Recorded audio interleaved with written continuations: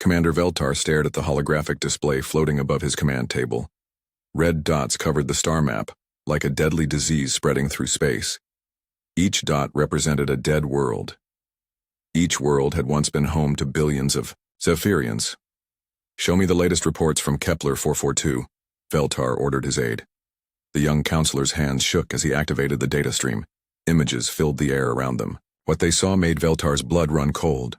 Where the fourth planet of Kepler 442 had once spun peacefully in space, now only half remained. The other half was gone. Not destroyed. Gone. Consumed. Eaten down to the core and converted into something else entirely. Around the dying planet, massive ships moved like hungry insects. They were dark and twisted things, made from metal and flesh combined in ways that hurt to look at. These were the Ravagers, and they were feeding. "How long until they finish with that world?" Veltar asked. 6 days, sir. Maybe 7 if we're lucky." Veltar closed his eyes. 6 days. In 6 days, another 4 billion Zephyrians would be dead. Their cities would be melted down for raw materials. Their bodies would feed the Ravager breeding pools. Their entire civilization would become fuel for the monsters that had appeared from the deep dark between galaxies. "What about our fleets? Where is Admiral Korvac's task force?" His aide looked down at his feet. "Gone, sir. The Ravagers destroyed them yesterday. All 47 ships. No survivors." The words hit Veltar like a physical blow. 47 ships. 3,000 trained soldiers, the best warriors the Council had ever produced. All dead in a single battle. This was the 4th fleet they had lost to the Ravagers. The monsters seemed to grow stronger with each victory. Every ship they destroyed, every world they consumed made them more powerful. Their weapons adapted to anything the Council threw at them. Their armor learned from each attack. They were not just destroying the Zephyrians, they were learning how to destroy everyone else too. "Sir," his aide said quietly, "there is something else." Veltar opened his eyes. "What now?" "The Ravagers have split their forces. Half are finishing the 4th planet, but the other half are moving toward the 5th world, the one with the research stations." The research stations. Veltar felt his heart stop. The 5th planet held the Zephyrians' greatest scientific minds, their most advanced laboratories. If the Ravagers got hold of that technology, they would become unstoppable. "How long do we have?" 2 weeks, maybe less. Veltar walked to the great window that looked out over the Council chambers. Below him, representatives from 100 worlds argued and debated and did nothing useful. They had been talking for months while the Ravagers ate their way through civilized space. The truth was simple and terrible. The Galactic Council was not equipped for this kind of war. They had spent 10,000 years building a peaceful society. Their weapons were designed to disable, not destroy. Their tactics focused on negotiation, not annihilation. They had never faced an enemy that could not be reasoned with. The Ravagers did not want territory. They did not want resources in the normal sense. They wanted to consume everything living and turn it into more of themselves. They were a plague made of metal and hunger, and they would not stop until every world was dead. "Sir," his aide said, "there is one option we haven't considered." "Tell me." "The Deathworlders." Veltar turned around slowly. "You can't be serious. They have military experience we don't. Their whole planet is basically a weapons factory. Every life form on Earth evolved to kill other life forms. And the humans," the aide shuddered. "The humans are the worst of all. They turned warfare into an art form." Veltar had read the reports about Earth. Every council member had. It was required reading, filed under threats to galactic peace. Earth was classified as a class of 2 death world, the most dangerous rating possible.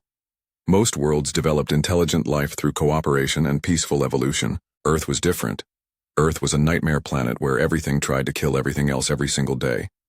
The weather was violent, the geology was unstable, even the plants were poisonous, and somehow in that hellish environment, humans had not just survived, they had thrived.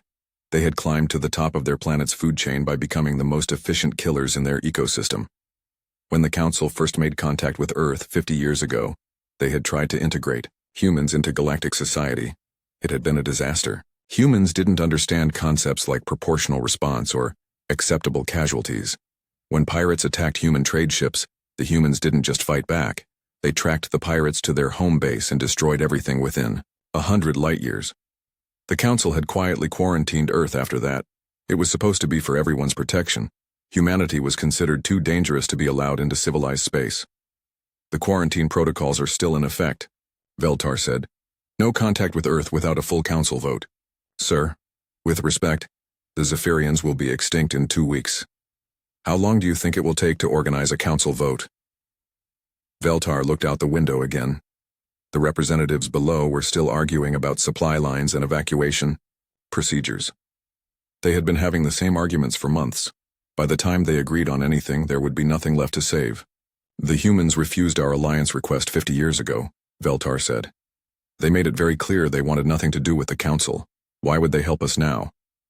Because they're humans, sir. Fighting is what they do. If we show them a good enemy to fight, they'll do it just for fun. Veltar thought about the files he had read.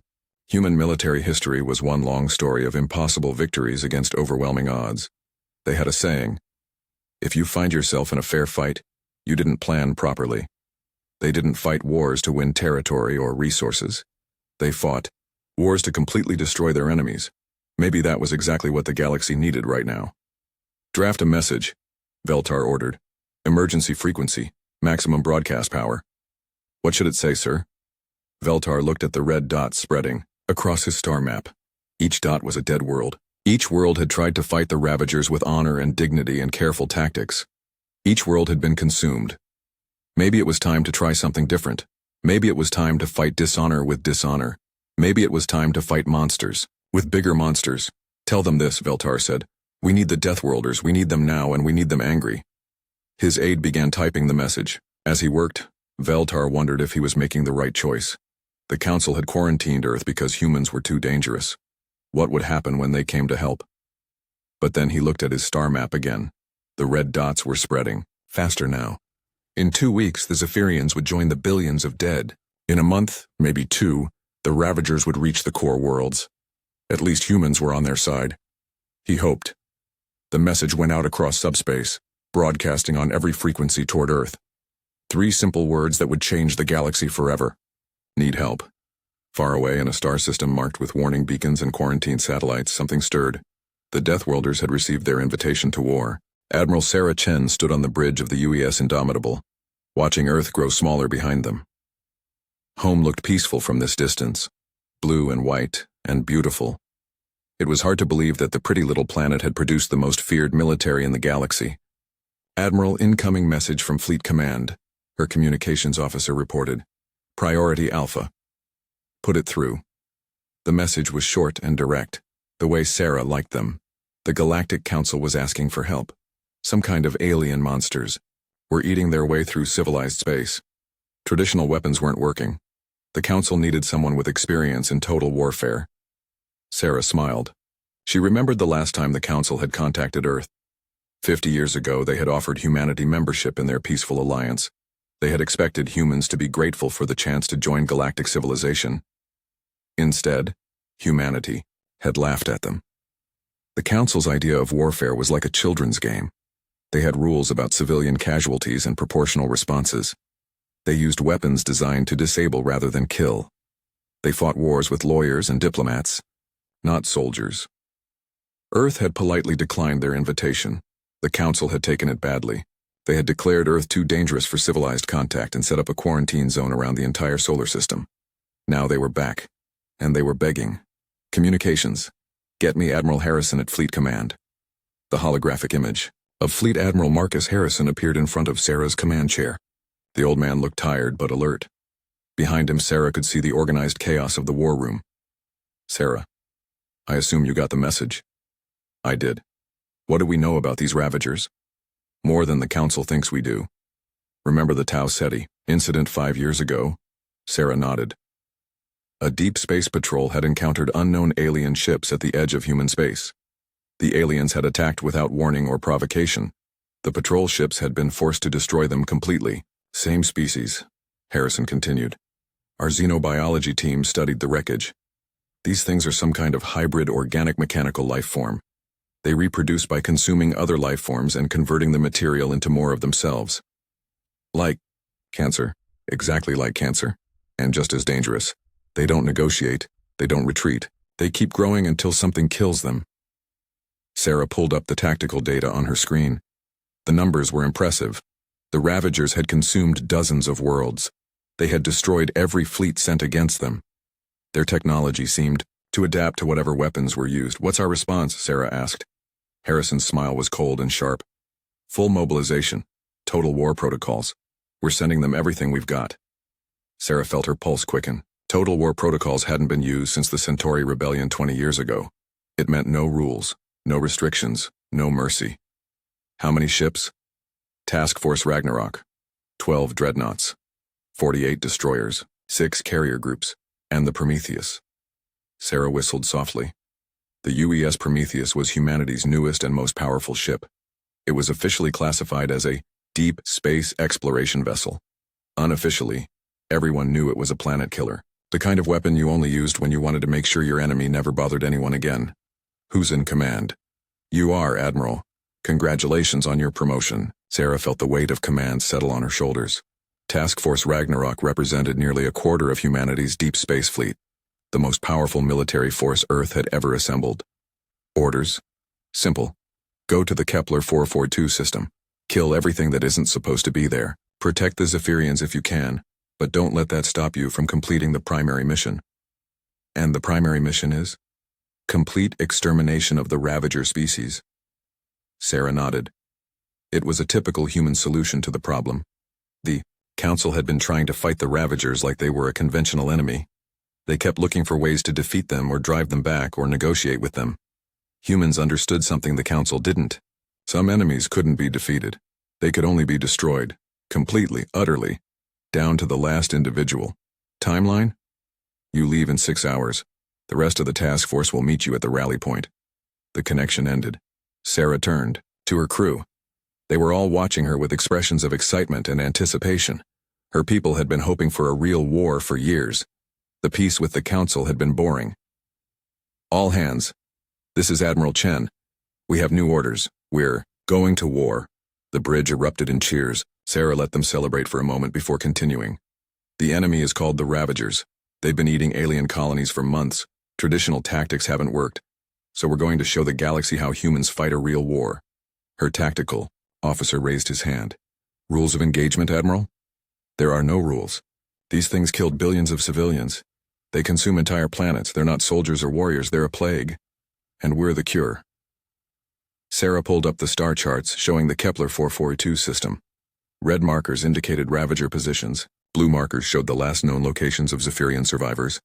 The Council expects us to follow their rules. Fight clean, minimize casualties, protect infrastructure. Sarah smiled coldly. They're about to learn why Earth was quarantined. Over the next 6 hours, Task Force Ragnarok assembled in deep space.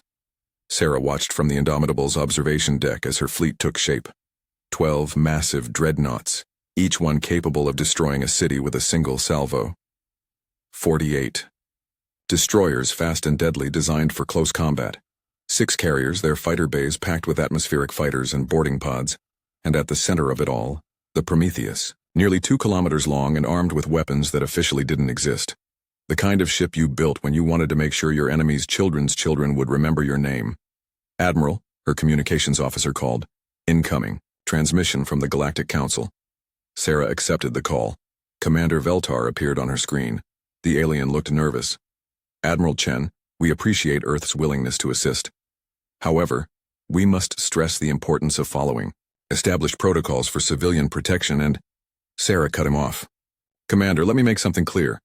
You asked for help from the Deathworlders. You're getting help from the Deathworlders. That means we do this our way. But surely you can understand our concerns about collateral damage. Commander." Sarah's voice went ice cold. "You have 6 hours to evacuate any civilians from the Kepler 442 system. Anyone still there after that is a legitimate target." Veltar looked shocked. "Admiral, that's impossible. There are millions of Zephyrian refugees. Then you better work fast. Chen out." Sarah closed the connection. She turned to her fleet communications officer. "Send a message to all ships. Tell them we're going to show the galaxy what happens when you ask humans for help." The fleet began moving toward the jump point. 56 ships carrying the combined fury of humanity's military might. Sarah had fought in a dozen wars, but this felt different. This felt like the moment when Earth stepped out of quarantine and reminded the galaxy why they had been afraid in the first place. As the Indomitable entered hyperspace, Sarah thought about the message she would send to the Ravagers when they arrived. It would be simple and direct, delivered in the universal language that humans spoke fluently: high explosives. Task Force Ragnarok dropped out of hyperspace at the edge of the Kepler 442 system. Admiral Chen watched her tactical displays light up with target markers. The Ravagers had been busy. The fourth planet was almost completely gone. What remained looked like a half-eaten apple, with massive processing facilities built into the exposed core. Around it, thousands of Ravager ships moved in complex patterns, ferrying raw materials to growing shipyards. "Count on enemy vessels?" Chen asked. 3,417 confirmed targets, her tactical officer reported. Multiple classes, lots of unknowns.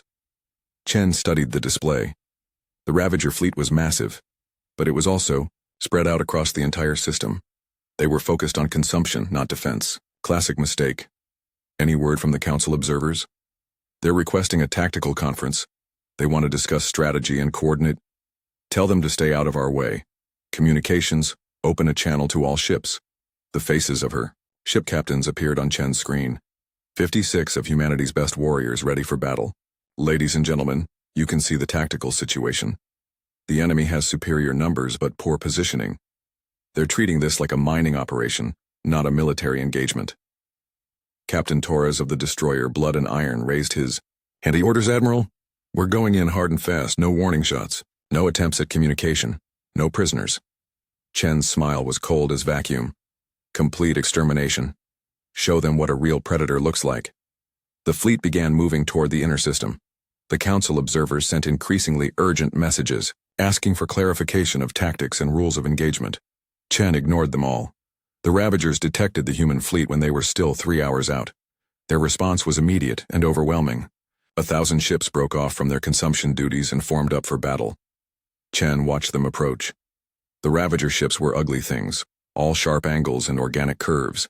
They moved like insects, scuttling through space in unpredictable patterns. "They're trying to surround us," her tactical officer observed. "Let them. All ships prepare for close engagement. Activate ramming protocols."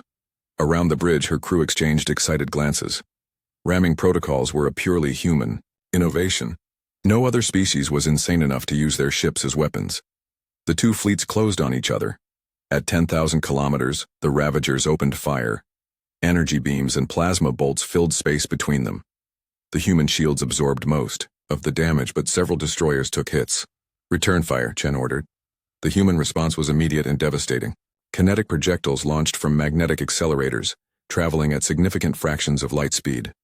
Nuclear warheads followed behind them, programmed to detonate at optimal distances. The first salvo destroyed 40 Ravager ships outright. The second salvo took out 60 more.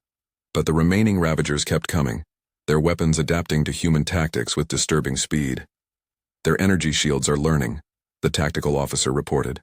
"Plasma effectiveness down 30%. Switch to kinetics only. All ships close to minimum range." This was the moment that defined human warfare. Other species fought at safe distances, relying on long-range weapons and careful tactics. Humans got close. Close enough to see their enemies' faces when they died.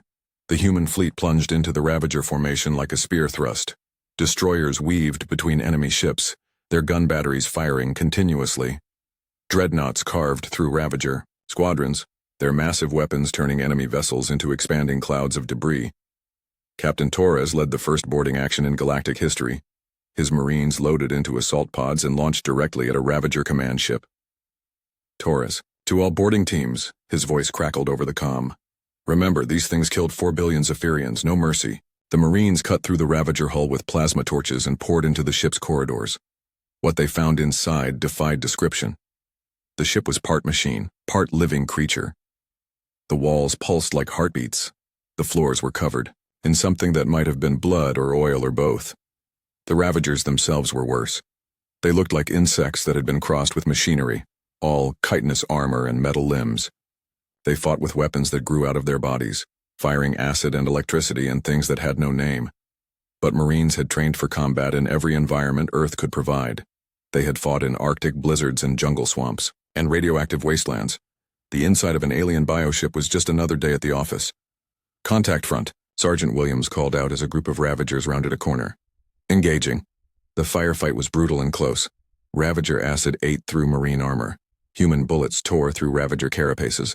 The Marines advanced step by step, clearing each corridor with flamethrowers and explosive charges. 2 hours later, Torres stood on the bridge of the captured ship. Around him, his Marines were planting demolition charges in strategic locations. Torres to Admiral Chen. Package delivered. Building is condemned. Copy that, Captain. Get your people out. The Marines evacuated just before the charges detonated. The explosion tore the Ravager ship apart from the inside, taking 3 more enemy vessels with it. Meanwhile, the main battle continued to rage. The Ravagers had learned to adapt their weapons to human tactics, but they couldn't adapt to human thinking. When energy shields neutralized plasma weapons, humans switched to projectiles. When armor adapted to explosives, humans rammed ships directly into enemy hulls. The UES Defiant demonstrated this perfectly. Her captain, Maria Santos, found herself surrounded by 5 Ravager cruisers. Her shields were down, her weapons nearly depleted. All hands prepare for ramming speed, Santos announced calmly. The Defiant accelerated directly toward the largest Ravager ship. At the last second, Santos activated the ship's self-destruct sequence. The explosion vaporized both vessels and crippled the remaining 4 Ravagers. This was what the Council observers couldn't understand. Humans didn't just fight to win. They fought to completely destroy their enemies, even if it meant destroying themselves in the process. The tide of battle turned when the Ravagers deployed their ultimate weapon. Biowarfare agents flooded the space around the human fleet. Toxins that had killed entire species filled the vacuum, designed to penetrate ship hulls and poison any organic life inside. The Council observers watched in horror, expecting the human fleet to retreat or surrender. Instead, something impossible happened. The poison made the humans fight harder. Human biology had evolved on a world where everything was trying to kill everything else. Their immune systems were weapons of war. Their adrenaline response could let them function with injuries that would kill any other species. The biowarfare agents that should have ended the battle instead triggered every human combat instinct. Marines fought with broken bones and severed limbs. Ship crews operated with system failures that should have been impossible to survive. Admiral Chen stood on her bridge, breathing air that was 20% poison, and smiled. All ships, final, assault. Show them what Deathworlders really are. The human fleet charged into the remaining Ravager forces like a pack of wolves. What followed wasn't a battle. It was an extermination. When the fighting ended, 3,000 Ravager ships had been reduced to expanding clouds of debris. The human fleet had lost 8 ships, but Task Force Ragnarok was still operational. Chen looked at her tactical display. The immediate threat was gone, but something was wrong. The Ravagers had fought too desperately. They were running from something. Communications, get me a direct line to the Ravager processing facility. Admiral, they're not responding to any. They'll respond to this. Chen ordered a full nuclear strike on the facility built into the 4th planet's core. The explosion lit up space like a miniature star. That got their attention. A new signal appeared on her screens. Massive, ancient, hungry. The real enemy was about to reveal itself. The space around the dying 4th planet began to twist and bend. Reality itself seemed to ripple as something massive emerged from the planet's core. Admiral Chen watched her sensors go insane as they tried to measure what they were seeing. Ma'am, her science officer reported, his voice shaking. I'm reading a single organism, mass equivalent to Earth's moon. It's alive. The thing that rose from the planet's corpse defied description. It was part ship, part creature, part something else entirely. Organic curves flowed into mechanical structures. Weapons that looked like claws emerged from what might have been skin or armor or both. At its center, a single massive eye opened and focused on the human fleet. Admiral, her communications officer called. We're receiving a transmission. It's in perfect English. Chen felt ice water flow through her veins. Put it through. The voice that filled her bridge was ancient and hungry, and utterly alien. But the words were unmistakably human.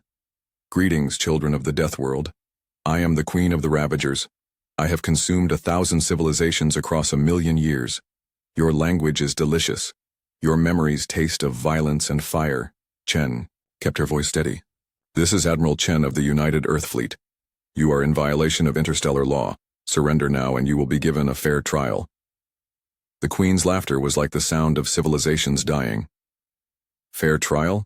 How charmingly primitive. I have eaten species that thought as you do. They all tasted the same in the end. Fear and desperation and the bitter knowledge that they were never the apex predator they believed themselves to be. On the tactical display, Chen watched the Queen's energy readings spike. The creature was powering up weapons that registered, beyond anything in human experience. However, the Queen continued, I am impressed.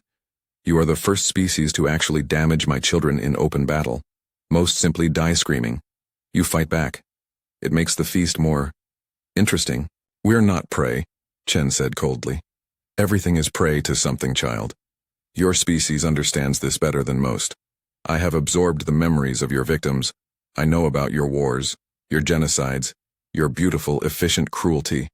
You are predators, yes. But I am the predator of predators. The Queen began to move toward the human fleet. Her massive form displaced space around her, creating gravitational distortions that played havoc with human navigation systems. I offer you a choice, the Queen said. Join me. Become part of something greater. Together we can consume this galaxy and move on to the next. Your species has potential. Don't waste it on defending these pathetic peace lovers. Chen looked around her bridge. Her crew was watching her, waiting for orders. Good soldiers, every one of them, ready to fight impossible odds because their admiral asked them to. Counteroffer, Chen replied. Go back to whatever hole you crawled out of. Leave this system. Never return. And maybe we'll let you live. The Queen's amusement was a physical force that made the bridge bulkheads creak. Oh, child. You have no idea what you're facing. The Queen's first attack came without warning. Energy beams that could crack planets lanced out toward the human fleet. The UES Defiant took a direct hit and simply ceased to exist, vaporized down to the atomic level. Evasive maneuvers, Chen ordered. All ships, scatter formation. The human fleet broke apart, each ship following random vectors to avoid the Queen's targeting systems. But the creature was too large, too powerful. Her weapons reached out across millions of kilometers, swatting human vessels like insects. Direct hit on the Intrepid, the tactical officer reported. She's gone. Yorktown is badly damaged and falling back. Chen watched her beautiful fleet being torn apart by an enemy beyond anything they had prepared for. Traditional weapons were useless. The Queen's energy fields absorbed plasma fire and redirected it back at the attackers. Kinetic projectiles were caught by gravity fields and converted into part of the Queen's own mass. Ma'am, her weapons officer said, nothing we're throwing at her is having any effect. She's too big, too well defended. Chen stared at the tactical display. The Queen was slowly but inexorably moving toward the fifth planet, where the Zephyrian research stations held millions of refugees. In 6 hours, she would reach them. In 7 hours, they would all be dead. Unless someone did something stupid. Chen opened a channel to her remaining ships. 38 vessels, most of them damaged, facing an enemy that had lived for 1,000,000 years and consumed entire civilizations. All ships, this is Admiral Chen. I need volunteers for a special mission. Every single captain responded immediately. That was humans for you. Face impossible odds, and they lined up to volunteer. The Queen is too well defended for conventional weapons. But she's not expecting us to get personal about this. Chen pulled up the engineering schematics for the UES Prometheus. The massive ship carried enough firepower to sterilize a planet. More importantly, it carried a crew of 5,000 humans who had volunteered to go to war against an ancient evil.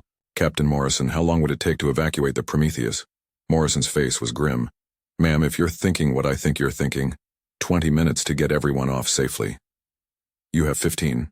Load everyone onto the remaining ships. I'm taking the Prometheus in alone.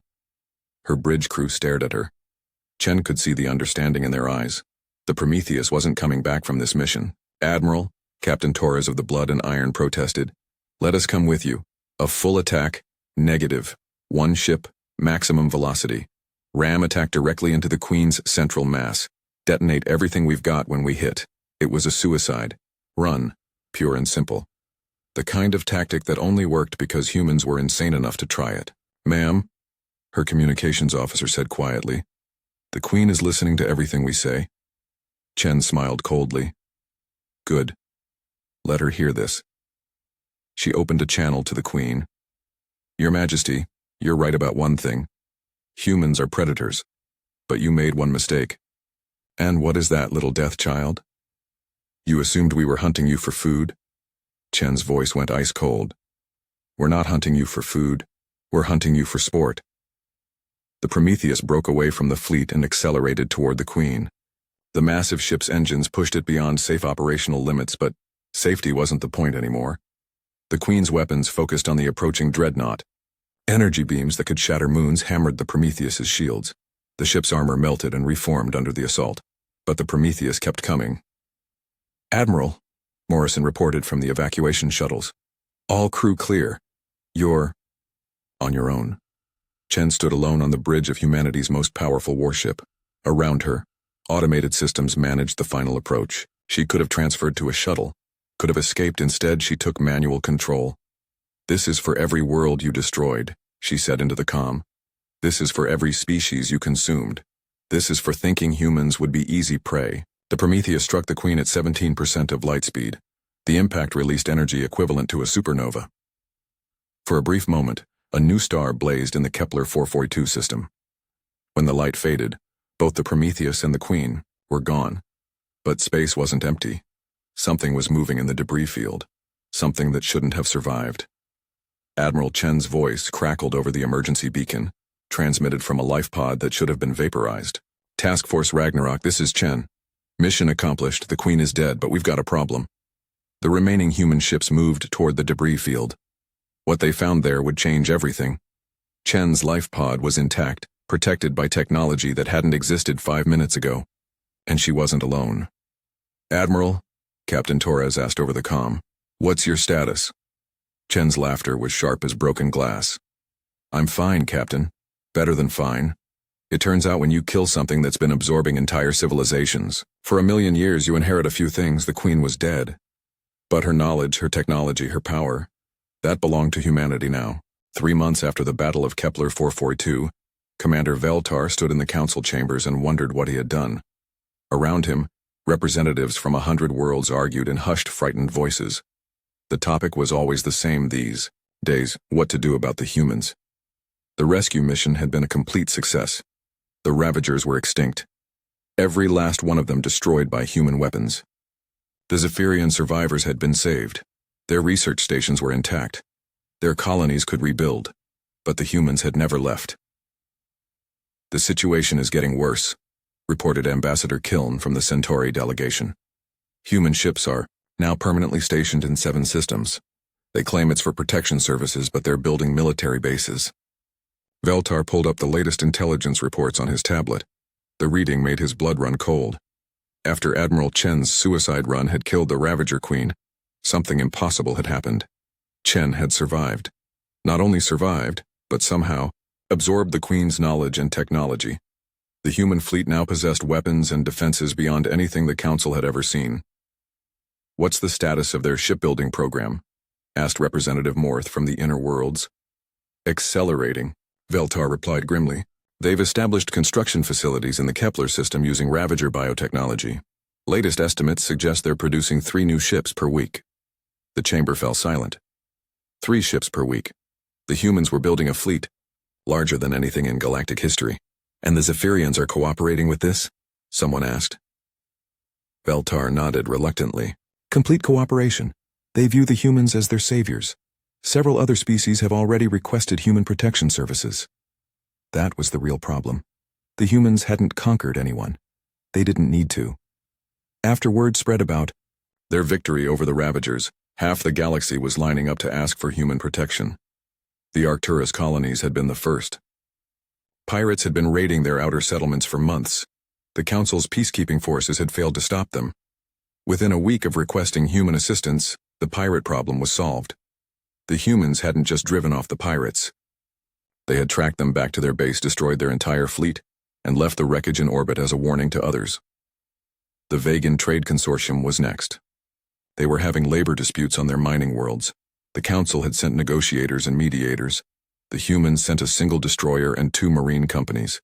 The labor disputes ended within hours. After that, the requests for human assistance had poured in.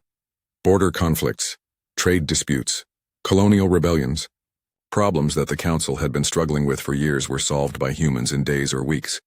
And every time, the humans established a permanent presence. always by invitation, always with local support, but permanent nonetheless. "Sir," his aide whispered. "Incoming priority transmission from Earth." Veltar accepted the call. Admiral Chen appeared on the chamber's main screen. She looked different now. Her eyes held depths that hadn't been there before. Knowledge and power that came from absorbing the memories of a million-year-old predator. "Commander." "Veltar," Chen said with a polite smile. "I hope this isn't a bad time." "Admiral Chen, what can the Council do for you?" "Actually, I'm calling to offer assistance. We've been monitoring your debates about the Rigel situation. The hegemony is preparing to invade 3 more systems. Your peacekeeping forces are stretched thin." The Rigel hegemony had been a problem for decades, an aggressive militaristic society that conquered their neighbors and enslaved the populations. The Council had been trying to contain them through diplomatic pressure and economic sanctions. It wasn't working. "We appreciate the offer," Veltar said carefully, "but the Council prefers to handle these situations through peaceful negotiation." Chen's smile didn't change, but something cold flickered in her eyes. "Of course, I understand. However, I should mention that the hegemony has been making inquiries about acquiring Ravager biotechnology." The chamber erupted in alarmed voices. If the hegemony got hold of Ravager weapons, they would become unstoppable. "Where would they get such technology?" Veltar asked. "From us," Chen replied calmly. "They approached us last week with a very generous offer. Military alliance, technology sharing, joint operations against mutual enemies." The implications hit Veltar like a physical blow. The humans were politely informing the Council that they could choose their allies. They could work with the peaceful civilizations, or they could work with the aggressive ones. Either way, they would be working with someone. "What are your terms?" Veltar asked quietly. "Nothing unreasonable. Formal, recognition of human protection agreements, standardization of defensive protocols, establishment of joint training programs. Really quite modest. Modest by human standards, maybe. To the Council, it meant the end of their role as the galaxy's peacekeeping force. "We'll need time to consider," Veltar began. "Of course," Chen interrupted. "Take all the time you need, but I should mention that the hegemony is planning their next invasion for next month. After that, well, it might be too late for the species they're targeting." The transmission ended. Veltar looked around the chamber at the frightened faces of his colleagues. 3 months ago, they had been the dominant power in this galaxy. They had commanded respect from hundreds of worlds. Their word had been law. Now they were begging humans not to ally with their enemies. "We have to face facts," said Ambassador Kiln. "The humans are the dominant military power now. We can either work with them or be replaced by them." "They saved the Zephyrians," pointed out Representative Morth. "They destroyed the Ravagers. They're not evil." "No," Veltar agreed. "They're not evil. They're just human." That was the problem. Humans didn't think like other species. When they saw a threat, they didn't try to contain it or negotiate with it. They destroyed it completely. When they made allies, they protected them absolutely. When they made enemies, well, just ask the Ravagers what happened to their enemies. If there were any Ravagers left to ask. The vote was unanimous. The Council formally recognized human protection agreements and established joint defense protocols. They had no choice. 2 weeks later, the Rigel hegemony attacked the Procyon colonies. They expected an easy victory against a peaceful farming world protected only by Council peacekeepers. Instead, they found 3 human destroyers waiting for them. The battle lasted 14 minutes. When it was over, the hegemony's invasion fleet was debris floating in space. The survivors were allowed to return home with a simple message. The colonies are under human protection. Do not return. The hegemony never attacked anyone again. Within a year, 47 species had requested human protection. Within 2 years, human bases were established in every major system. Within 3 years, the Council existed only to rubber stamp decisions made by human military commanders. But the galaxy was peaceful. Piracy had ended. Border disputes were settled quickly and fairly. Trade routes were safe. Wars were becoming extinct because everyone knew that humans would intervene if things got too serious. Veltar sometimes wondered if this had been the humans' plan all along. Let the Council call for help. Solve their problems so completely that everyone would want human help with their problems too. It was a brilliant strategy. Conquest through competence. The humans had done exactly what the Council asked them to do. They had come when called. They had destroyed the enemy. They had saved the innocent. They just hadn't left when the job was done. Veltar stood at his office window looking out at the human patrol ships that now guarded the Council homeworld. Beautiful ships, efficient and deadly, crewed by warriors, who had evolved on a world where everything tried to kill everything else. The galaxy was safer now, more peaceful, better protected, but it belonged to the Deathworlders, and there was no one left strong enough to take it back.